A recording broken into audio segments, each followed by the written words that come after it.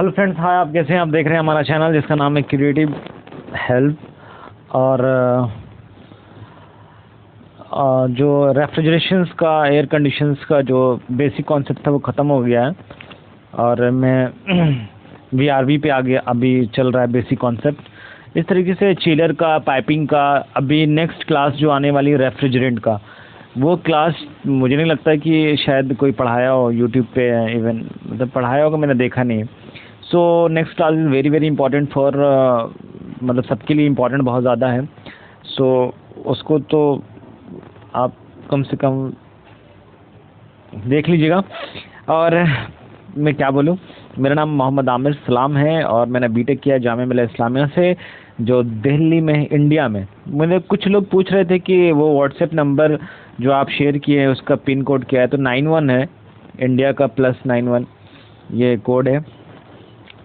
HVAC मेरे 4 साल से ज़्यादा एक्सपीरियंस है HVAC में। मैंने एक बुक भी लिखी है, रेडिएंट कूलिंग एंड हीटिंग। तो आइए आज पढ़ते हैं VFD के बारे में। तो VRV में, अगर आपने पुरानी स्लाइड नहीं देखी है, असल में मैं कंप्यूटर से एकदम बहुत दूर हो गया हूँ, तो मैं टाइपिंग भी नहीं कर पा रहा हूँ और सही से काम भी नहीं हो पा रहा है। तो इसलिए जब से कॉपी में लिख लिख के ही काम चल रहा है। सो यहाँ पे क्या है फ्रेंड्स कि अगर आप मेरे चैनल पे नए हैं तो यहाँ पे HVAC का कोर्स चल रहा है, आप चाहे तो सब्सक्राइब कर सकते हैं। और चलिए, तो आज VRV का पहला क्लास हो चुका है, ये सेकंड क्लास है VRV का। इसमें पावर सेविंग जो VFD यूज़ करते हैं, ठीक है। तो वेरिएबल स्पीड ड्राइव या variable frequency drive, this is both are the same. So VSD या VFD, तो इसको VFD भी कहते हैं, VFD, वेरिएबल फ्रीक्वेंसी ड्राइव।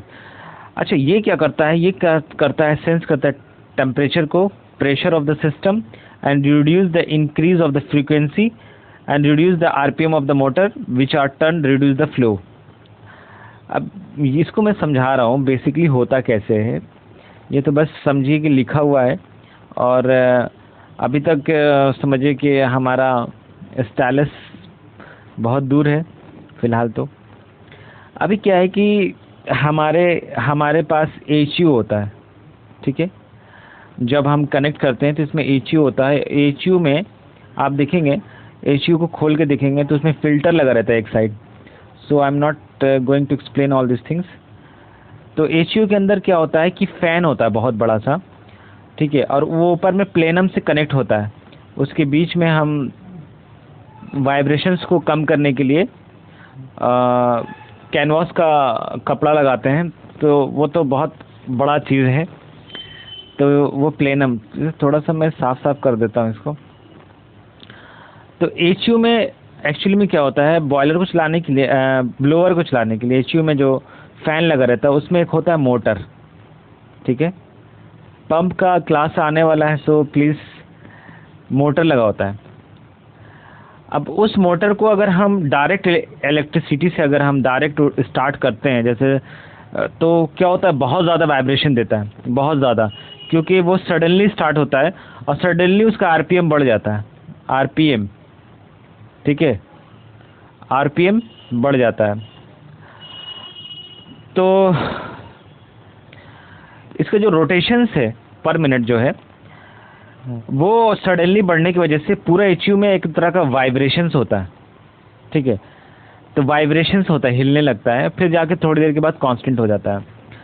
तो फ्रेंड्स, ये इसका बेसिक कॉन्सेप्ट होता है। तो हम जो है VRV में जब हम क्या करते हैं, जब हम उसमें VFD लगा देते हैं, VFD जब हम लगा देते हैं, वी अरे ऊपर जाओ भाई, VFD, जब इसमें VFD लगा देते हैं तो वो क्या करता है कि एक तो स्पीड को, स्टार्टअप जो स्पीड है वो बहुत ही आराम से शुरू करता है और फिर वो स्मूथ चलता है। अब इसका बेसिक कॉन्सेप्ट समझिए।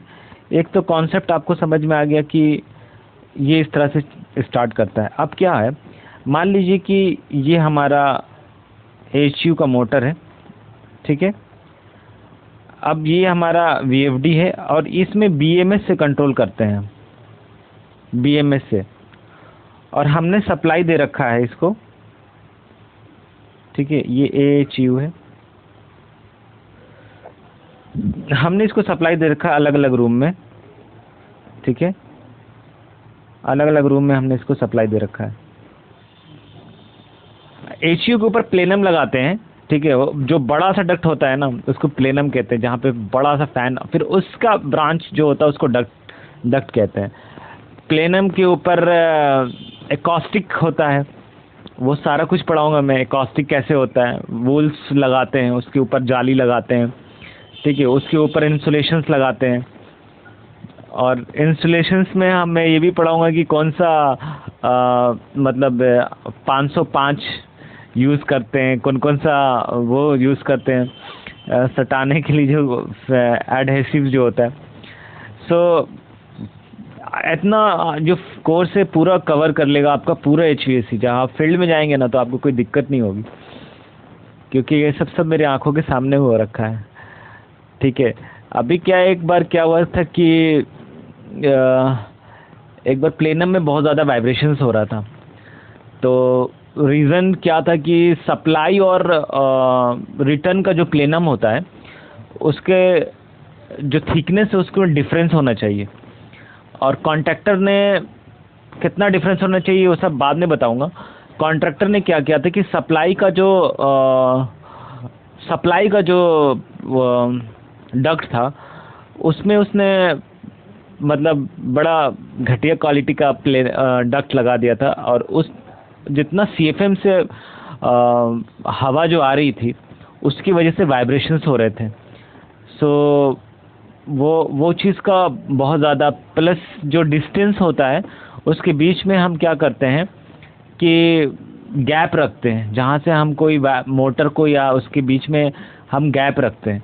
गैप से क्या होता है कि जो वाइब्रेशन से वो ट्रांसफ़र नहीं हो पाते, और गैप में क्या कहते हैं, कैनवास का हम कपड़ा लगाते हैं। सो ये सारी चीज़ें हैं जो आपको मेरी चीज़ें अगर कोई साइट पे होगा तो वो समझ रहा होगा, जो बेसिक्स हैं वो मैं बता रहा हूँ। अब क्या होता है, इस HU का मोटर को हम VFD से कनेक्ट कर लेते हैं। अभी क्या है कि जैसे मान लो कि ये रूम है, ठीक है। इस रूम के अंदर VAV वॉल्व लगा रहता है, ये वेरिएबल एयर फ्लो कहते हैं, ठीक है। अब इसमें क्या होता है कि इसमें VAV वॉल्व जो होता है वो वेरिएबल एयर वॉल्व से फ्लो ही, मतलब उसके अंदर क्या करते हैं कि यहाँ पे इस तरह से लगा देते हैं, जिसके अकॉर्डिंग अगर मान लीजिए कि यहाँ पे हमारा CFM कितना चाहिए, 400 CFM चाहिए या 1000 CFM चाहिए, और अगर इसकी जो रिक्वायरमेंट पूरी हो गई है, ठीक है, तो यहाँ से क्या करता है, ये मोटर का स्पीड को कम करने लगता है, ठीक है। यहाँ पे फ्लो को कम कर देगा, तो यहाँ से जो हमारी फ्लो जा रही है उसको कंट्रोल कर लेंगे। जहाँ हम इसको अब फ्लो को जहाँ कंट्रोल कर रहे हैं तो हमारी एनर्जी को सेव हो रही है ना। जहाँ पे मोटर अगर मान लो कि हम VFD नहीं लगाते हैं तो वो तो अपने स्पीड में चलता रहेगा। यहाँ पे टेम्परेचर सेंसर भी लगाते हैं हम लोग, ठीक है।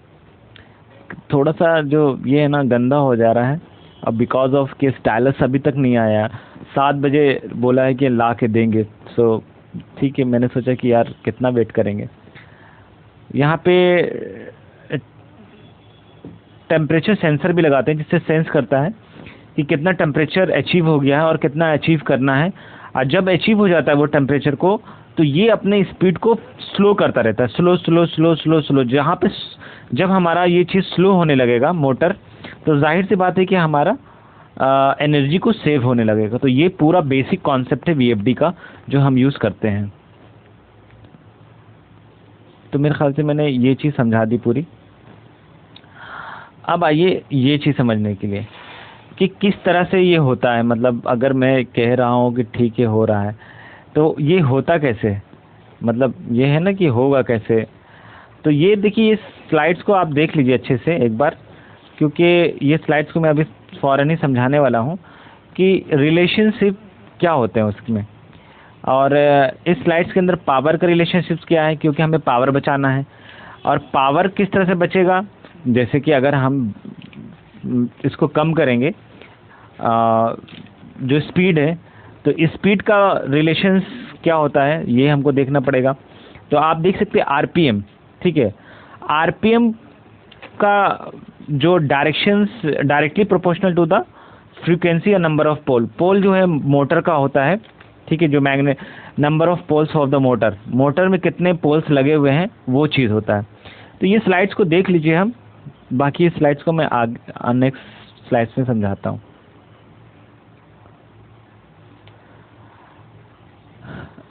रिवोल्यूशंस पर मिनट, ठीक है।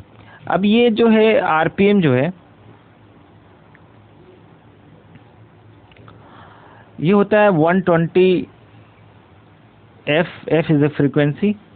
तो हम इसी को चेंज कर सकते हैं, फ्रीक्वेंसी को चेंज कर सकते हैं। और जो पावर जो होता है ना, power is directly proportional to the speed का जो होता है, स्पीड का क्यूब। अब सोचो कि क्यूब होता है, तो अगर हम स्पीड को कम कर रहे हैं, ठीक है, तो कितना मेरी पावर कंजर्व होती होगी। तो ये रिलेशनशिप होता है। तो हम फ्रीक्वेंसी को अगर कम करेंगे तो जाहिर सी बात है हमारा आरपीएम कम होगा, आरपीएम कम होगा तो हमारी स्पीड कम होगी, अगर हमारी स्पीड कम होगी तो हमारा पावर कम होगा। तो ये पूरा कॉन्सेप्ट होता है।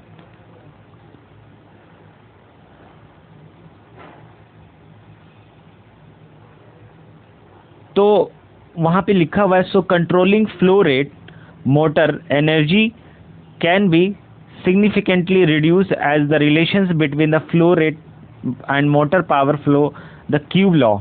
तो ये किसको क्या कर रहा है, क्यूब्स लॉ कहते हैं, वहाँ पे लिखा हुआ है, फिलहाल आप देख लीजिएगा, क्यूब्स लॉ को फॉलो करता है।